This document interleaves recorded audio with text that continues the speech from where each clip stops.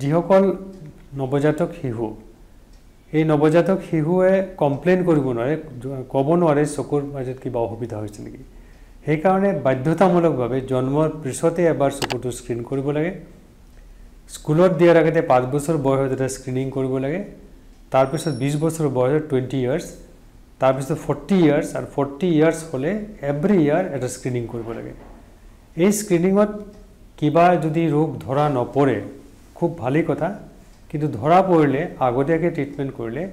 চকুৰ দৃষ্টিশক্তিটো অটুট ৰাখিব পাৰে তো screening should B A order of the day আমি ধৰিব নালাগে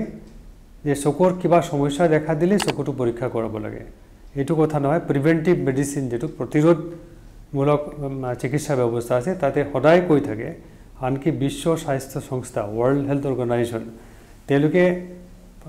কিছুমান ডিজিজ আইডেন্টিফাই কৰিছে যে স্ক্ৰিনিং কৰিব লাগে এই শিশুৰ ক্ষেত্ৰত যদি স্ক্ৰিন কৰা যায় তেতিয়াহ'লে চকুৰ জন্মগত কেটাৰেক্ট ৰেটিনোপেথি প্ৰিমেচুৰিটি